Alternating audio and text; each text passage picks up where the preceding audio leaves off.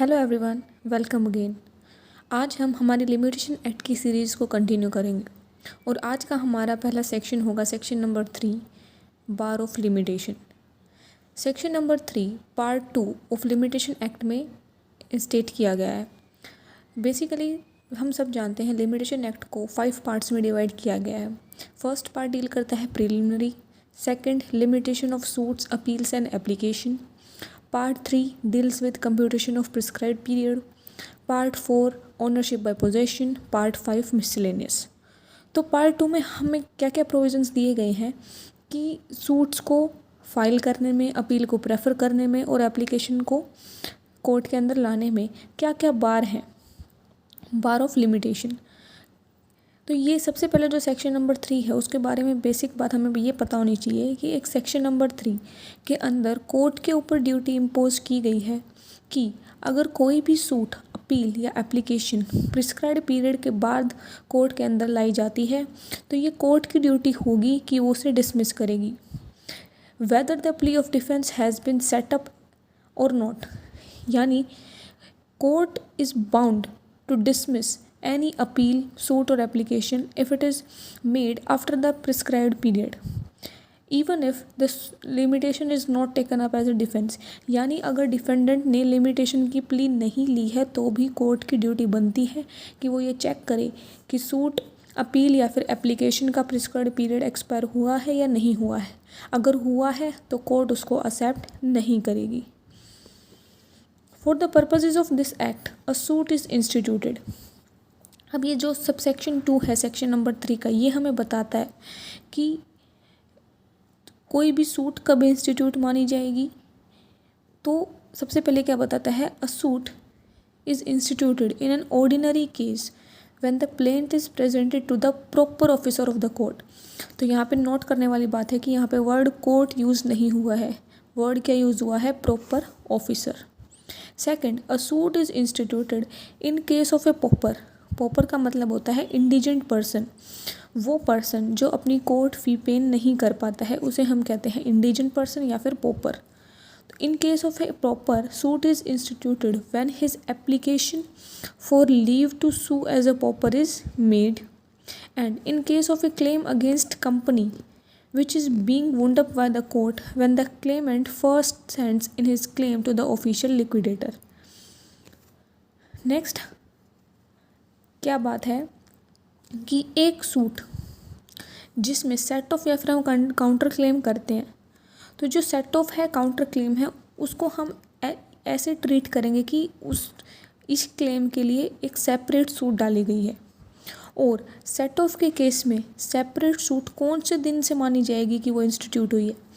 तो in case of set off on the same date as the suit in which the set off is claimed. तो जिस suit में हमने set of को claim किया है, जिस दिन वो सूट कोर्ट में इंस्टीट्यूट की गई उसी दिन से हम मानेंगे कि सेट ऑफ भी क्लेम किया गया है। And in case of counter claim on the date on which counter claim is made in the court. और अगर सूट में हमने काउंटर क्लेम को कोर्ट से लेने के लिए फ़ाइल किया है तो काउंटर क्लेम को कब इंस्टीट्यूट माना जाएगा, जिस दिन हमने काउंटर क्लेम को कोर्ट के सामने रखा। An application by notice of motion in high court is made when the application is present to the proper officer of that court. तो सेक्शन 3 में हमने ये जाना कि प्ली ऑफ जो लिमिटेशन है वो किसकी ड्यूटी है, वो है कोर्ट की ड्यूटी। कोर्ट को ये इंश्योर करना होगा कि कोई भी सूट, अपील या फिर एप्लीकेशन प्रिस्क्राइब्ड पीरियड के बाद कोर्ट के अंदर ना लाई जाए, और अगर वो लाई गई है तो कोर्ट उसको क्या करेगी, डिसमिस कर देगी। तो यहाँ पे ड्यूटी किसके ऊपर इम्पोज की गई है, कोर्ट के ऊपर। चाहे डिफेंस ऑफ लिमिटेशन डिफेंडेंट ने अपनी रिटन स्टेटमेंट में लिया हो या ना लिया हो, कोर्ट बाउंड है इसको चेक करने के लिए। और अगर प्रिस्क्राइब्ड पीरियड के बाद कोई भी सूट, अपील या फिर एप्लीकेशन डाली गई है तो कोर्ट उसको डिसमिस कर देगी। लेकिन यहाँ पे लिखा हुआ है subject to the provisions contained in section 4 to section 24 both inclusive. इसका मतलब क्या हुआ कि कोर्ट डिसमिस करते हुए सेक्शन 4 से लेकर 24 तक के प्रोविजंस को ध्यान में रखेगी। सेक्शन 4 से लेकर 24 जो हमारे सेक्शंस हैं उनमें ये बताया गया है कि कब कब हमें थोड़ा एक्सटेंशन मिल सकता है अगर हमारा प्रिस्क्राइब्ड पीरियड एक्सपायर हो गया है उसके बावजूद भी। तो हम देखते हैं कि एक तरह से जो सेक्शन 4 to 24 हैं they are the exceptions to section number 3 which is very strict section. Okay, and it is a kind of mandatory provision जिसके अंदर कोर्ट बाउंड है डिसमिस करने के लिए। लेकिन इसी सेक्शन में हमें कहा गया है subject to the provisions contained in section 4 to 24। इसका मतलब ये है हालांकि कोर्ट की ये ड्यूटी है कि वो किसी भी सूट अपील या एप्लीकेशन को प्रिस्क्राइब्ड पीरियड के बाद एक्सेप्ट नहीं करेगी लेकिन और उसको डिसमिस कर देगी, लेकिन ऐसा करते हुए कोर्ट को सेक्शन 4 से लेकर 24 तक के प्रोविजंस को ध्यान में रखना है। तो देखते हैं आगे हमारा section number 4। Section number 4 expiry of prescribed period when court is closed. तो ये क्या कहता है, अगर हमारा प्रिस्क्राइब्ड पीरियड सपोज 1 जनवरी को एक्सपायर होगा और उस दिन कोर्ट क्लोज थी, तो हमें क्या क्या क्या कहता है सेक्शन नंबर 4, ये कहता है कि जिस दिन कोर्ट रीओपन होगी उस दिन हम अपनी सूट को इंस्टीट्यूट कर सकते हैं। चलिए पढ़ते हैं section. Where the prescribed period for any suit appeal or applications expires on a day when the court is closed, the suit appeal और application may be instituted, preferred or made on the day when court reopens. तो ये एक तरह से हमें हमारे prescribed period को extension मिला है। क्यों एक्सटेंशन मिला है? क्योंकि हमारा पीरियड तो 1 जनवरी को ही एक्सपायर हो गया था लेकिन उस दिन कोर्ट क्लोज थी। सो यहाँ पे हमें एक प्रिविलेज मिला है कि अगर जिस दिन हमारा प्रिस्क्राइब्ड पीरियड एक्सपायर हो रहा है अगर उस दिन कोर्ट क्लोज है तो जिस दिन कोर्ट रीओपन होगी हम उस दिन अपनी सूट इंस्टीट्यूट कर सकते हैं। एक्सप्लेनेशन क्या कहती है सेक्शन नंबर 4 की, a court shall be deem to be closed on any day within the meaning of this section if during any part of its normal working hours it remains closed on that day। यानी court अगर किसी भी part में पूरे दिन के, for example कोई भी नॉर्मल वर्किंग डे है कोर्ट का, अगर उस दिन कोर्ट सिर्फ 2 घंटे बंद रहती है तो क्या माना जाएगा कि कोर्ट उस पूरे दिन ही क्लोज थी और जो हमारा एप्लीकेंट है या फिर अपीलेंट है जो सूट को, या फिर प्लेंटिफ है जो सूट इंस्टीट्यूट करना चाहता है, उसको एक प्रिविलेज मिल जाएगा कि कोर्ट उस दिन क्लोज थी और वो अपनी अपील को नेक्स्ट डे जब भी कोर्ट ओपन होगी इंस्टीट्यूट कर सकता है। तो अगर कोर्ट आधे दिन भी बंद है या फिर कुछ घंटों के लिए भी बंद थी तो इस सेक्शन का हमें प्रिविलेज मिल जाएगा। Next we have section number 5 extension of prescribed period in certain cases. An appeal और application other than an application under any of the provisions of section 21 of CPC। चलिए हम इसको ऐसे पढ़ते हैं, आप इस लाइन को इग्नोर कीजिएगा। an appeal or an application may be instituted after the prescribed period if the appellant or the applicant satisfies the court that he had sufficient cause for not preferring the appeal or making the application within such period। Section 5, सबसे पहले तो हमें ये बात ध्यान देनी है कि सेक्शन 5 सिर्फ अपील और एप्लीकेशन के ऊपर लागू होता है। यानी ये सेक्शन एक्सटेंशन प्रोवाइड करेगा प्रिस्क्राइब्ड पीरियड को only in the cases of appeal and application, not in the case of suit. और यहाँ पे एक्सटेंशन कब मिल रही है? जब या तो अपीलेंट या एप्लीकेंट कोर्ट को सेटिस्फाई करता है कि मेरे पास एक सफिशिएंट कोज था उस दिन अपील ना करने के लिए या फिर एप्लीकेशन ना करने के लिए। तो यहाँ पे जो सफिशिएंट कोज है वो to the satisfaction of the court होना चाहिए। यानी कोर्ट केस के सर्कमस्टांसेस को देखते हुए डिटरमाइन करेगी कि क्या ये सफिशिएंट कोज था या नहीं था। अब इसकी एक्सप्लेनेशन हमें ये बताती है, द फैक्ट दैट अपीलेंट और the applicant was misled by any order, practice or judgment of the High Court in ascertaining or computing the prescribed period may be sufficient cause within the meaning of this section। यहाँ पे क्या कहता है कि अगर कोई भी applicant या अपीलेंट मिसलेड हुआ है हाई कोर्ट की जजमेंट से या किसी ऑर्डर से और उसकी वजह से वो अपनी एप्लीकेशन को या फिर अपील को with in the prescribed period institute नहीं कर पाया, तो भी उसको तो जो उसने उसका जो डिले हुआ है, जिस वजह से डिले हुआ है, वो एक सफिशिएंट कोज माना जाएगा for not preferring the appeal or making the application within such period. Sufficient cause is a question of facts.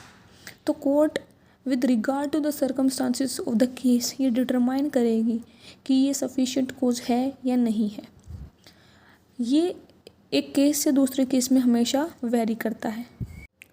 Term sufficient cause has not been defined in this act and it has been left to the discretion of the court to determine the scope and meaning of this term sufficient cause। तो इससे related हमारे पास एक case है जिसका नाम है Ramlal and others versus Rewa coalfields limited. ये है 1962 का सुप्रीम कोर्ट का केस। इस केस में क्या हेल्ड किया गया, that the term sufficient cause must receive a liberal interpretation. The purpose is only to grant the substantial justice।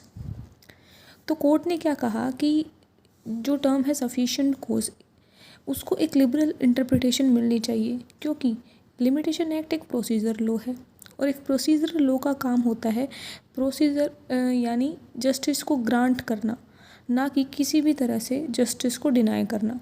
Procedure law हमें असिस्ट करता है जस्टिस तक पहुंचने में। तो मियर टेक्निकलिटीज़ के बेसिस पे हम किसी भी सूट को किसी भी अपील या एप्लीकेशन को डिसमिस नहीं करेंगे, क्योंकि सेक्शन किस पे अप्लाई हो रहा है, अपील और एप्लीकेशन पे। तो कोर्ट ने क्या कहा कि सब्सटेंशियल जस्टिस को ग्रांट करने के लिए टर्म सफिशिएंट कोज को एक लिबरल इंटरप्रिटेशन मिलना चाहिए। जहाँ पे भी ग्रोस नेग्लिजेंस नहीं हुआ है या फिर कोई डेलिब्रेट इनएक्शन या फिर मलाफाइड इंटेंशन नहीं रही है, वहाँ पे सफिशिएंट कोज के बेसिस पे अपीलेंट या फिर एप्लीकेंट को अपनी अपील और एप्लीकेशन कोर्ट के सामने प्रेजेंट करने के लिए परमिशन दे देनी चाहिए। इसके अलावा हमारे पास एक और केस है जिसका नाम है collector land acquisition Anantnag versus MST कालीजी। इस केस में क्या हुआ था, कोर्ट ने वेरियस गाइडलाइंस प्रोवाइड करी थी टर्म सफिशिएंट कोज को इंटरप्रेट करते टाइम। सबसे पहले कोर्ट ने ये कहा कि एक लिटिगेंट को कोई भी बेनिफिट नहीं होता है अगर वो कोई अपनी अपील या फिर एप्लीकेशन को after the prescribed period file करता है। रादर वो हमेशा एक रिस्क को लेके चलता है अपने साथ, क्योंकि हो सकता है उसकी अपील या फिर एप्लीकेशन को कोर्ट एक्सेप्ट करने से मना कर दे। तो कोर्ट ने सबसे पहले क्या कहा, that litigant does not get any benefit by filing an application or preferring an appeal after the prescribed period. Second, court ने ये कहा कि जब हम टेक्निकलिटीज़ को और सब्सटेंशियल जस्टिस को एक दूसरे से कॉन्ट्रडिक्ट करने की कोशिश करते हैं तो उनमें से कौन जीतता है, हमेशा सब्सटेंशियल जस्टिस। तो इसीलिए टेक्निकलिटीज़ के बेसिस पे केवल हम किसी एक अपील और एप्लीकेशन को इसलिए एक्सेप्ट करने से मना नहीं करेंगे कि वो after the prescribed period institute की गई है, क्योंकि इससे क्या होगा, एक केस जिसमें कोई भी कोज ऑफ एक्शन होगा वो एक प्राइमरी स्टेज पे ही डिसमिस हो जाएगा और कोर्ट उसको मेरिट के बेसिस पे डिसाइड नहीं करेगी। इसलिए हो सकता है कि एक वैलिड क्लेम इनिशियल स्टेज पे ही कोर्ट के द्वारा नेगलेक्ट किया जा सकता है। तो इसीलिए कोर्ट को जो ये टर्म सफिशिएंट कोज है अंडर सेक्शन 5 उसको एक लिबरल इंटरप्रिटेशन देनी चाहिए ताकि जस्टिस हम ग्रांट कर सकें। थर्ड, कोर्ट ने इसमें ये कहा गया कि ये कोर्ट कोई भी प्रिजम्पशन लेकर नहीं चलता है कि लिटिगेंट ने जानबूझकर अपनी अपील या एप्लीकेशन को प्रिस्क्राइब्ड पीरियड के एक्सपायर होने के बाद कोर्ट के सामने प्रेजेंट किया है। कोर्ट कभी भी ये प्रिजम्पशन अपने माइंड में नहीं रखता है कि लिटिगेंट ने जानबूझकर अपनी अपील को या एप्लीकेशन को इतने दिन तक कोर्ट के सामने प्रेजेंट नहीं किया। इसके अलावा कोर्ट ने इस केस में ये कहा कि जो भी एप्लीकेंट या फिर अपीलेंट कोर्ट के सामने सफिशिएंट कॉज को इंट्रोड्यूस करना चाहता है तो उसके लिए ज़रूरी नहीं है कि वो हर दिन के डिले को एक्सप्लेन करे। फॉर एग्ज़ाम्पल, उसके पास अगर 3 साल का लिमिटेशन पीरियड था और अगर वो उस पीरियड को के एक्सपायर होने के बाद आता है तो उसको ये एक्सप्लेन नहीं करना पड़ेगा कि वो उस पूरे 3 साल के अंदर सूट को इंस्टीट्यूट क्यों नहीं कर पाया। उसको सिर्फ ये बताना है कि क्या ऐसा वैलिड रीज़न था कि वो लिमिटेशन पीरियड जिस दिन एक्सपायर हो रहा था, यानी लास्ट डे जिस दिन उसको अपनी अपील या फिर एप्लीकेशन डालनी चाहिए थी, वो उस दिन भी कोर्ट को अप्रोच नहीं कर पाया। यानी यहाँ पे सफिशिएंट कॉज किस दिन से रिलेटेड एक्सप्लेन करना पड़ेगा? The last day on which the prescribed period expires. The person is not required to explain the whole period during which he didn't file the appeal or application. तो इसमें court ने basically हमारे पास क्या 4 बातें कही। पहला ये कहा कि लिटिगेंट को कोई बेनिफिट नहीं होता है अगर वो अपनी अपील या एप्लीकेशन को प्रिस्क्राइब पीरियड के बाद कोर्ट के अंदर लाता है। सेकंड, कोर्ट कभी भी ये प्रिज्यूम नहीं करता है कि लिटिगेंट ने डेलिबरेटली डिले किया है। थर्ड, कोर्ट ये कहता है कि अगर हम टेक्निकलिटीज़ और सब्सटेंशियल जस्टिस को एक दूसरे के अपोजिट रखें तो हमेशा सब्सटेंशियल जस्टिस जीतेगा।